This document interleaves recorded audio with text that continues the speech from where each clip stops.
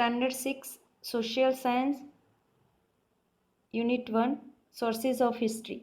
Early in the morning, you receive a newspaper which makes you aware of the daily events and incidents.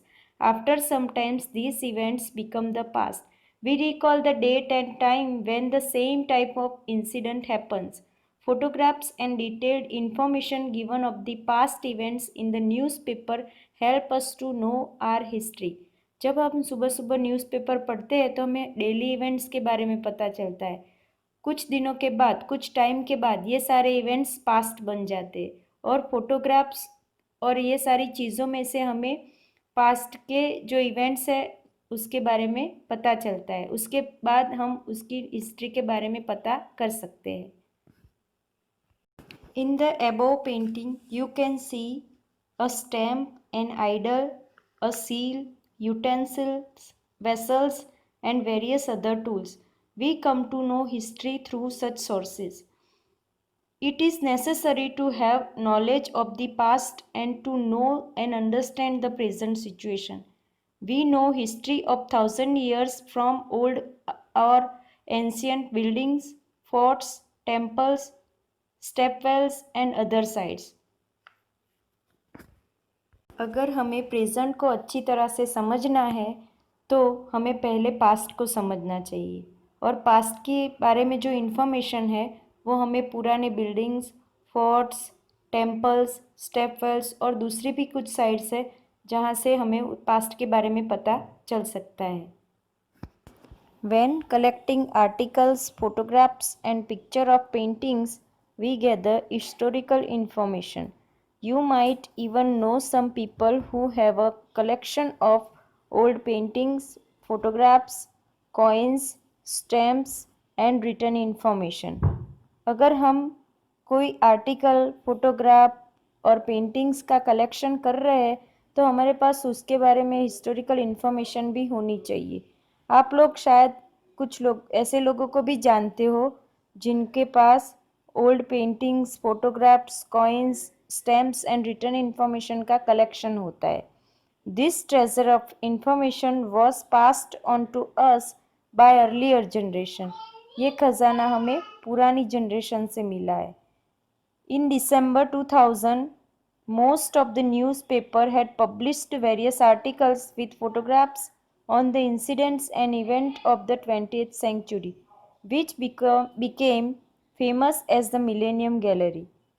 दिसंबर 2000 में बहुत सारे newspaper में 20th century के photographs और incidents published हुए थे जो बाद में मिलेनियम गैलरी के नाम से फेमस हुए।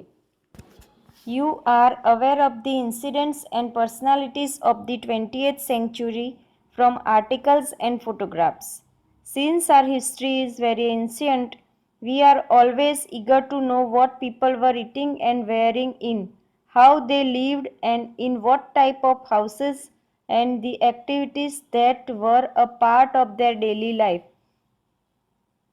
न्यूज़पेपर्स और फोटोग्राफ्स के मीडियम से हमें 20th सेंचुरीज़ के इंसिडेंट्स और पर्सनालिटीज़ के बारे में पता है।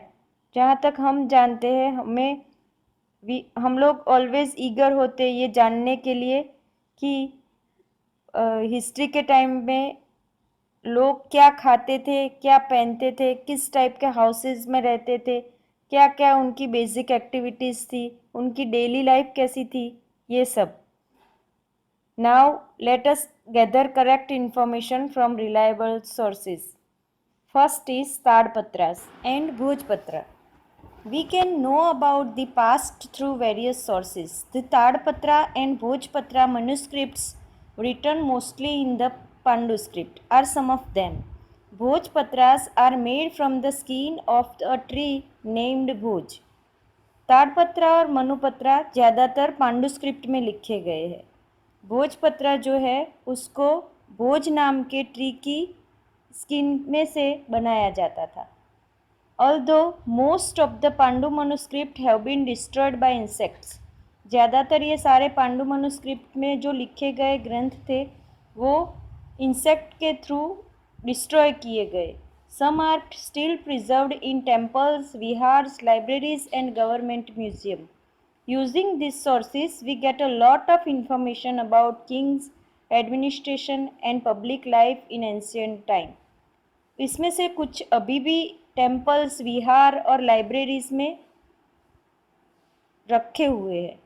Using this sources we get a lot of, ये सारे सोर्सेज यूज़ करके हम बहुत सारी इंफॉर्मेशन पा सकते हैं उस टाइम के राजाओं के बारे में, उनका एडमिनिस्ट्रेशन कैसा था और उस टाइम की पब्लिक लाइफ कैसी थी.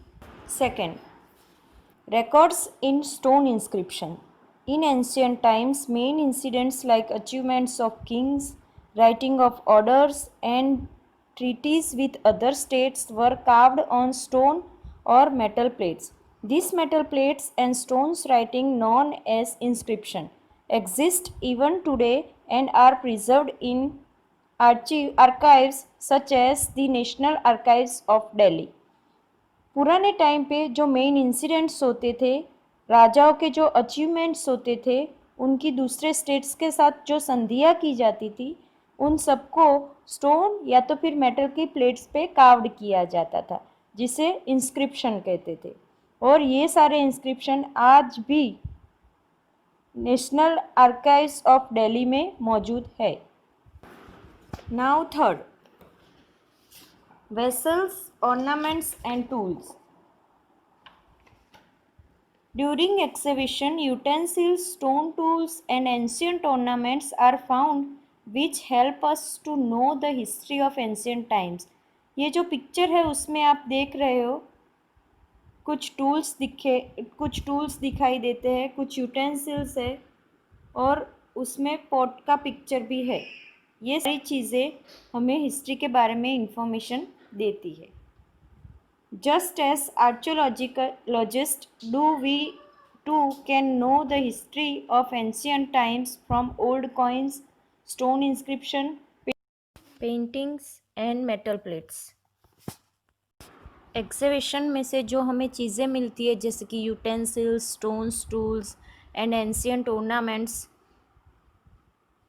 ये सारी चीज़ों में से हमें हिस्ट्री के बारे में पता चलता है. अभी हम जैसे कि आर्कियोलॉजिस्ट को पता चलता है वैसे ही हम भी ये सारी हिस्ट्री के बारे में जानकारी पा सकते हैं ओल्ड कॉइन्स में से, स्टोन इंस्क्रिप्शन में से, पेंटिंग्स में से और मेटल प्लेट्स में से. Now we'll see things to know about this lesson.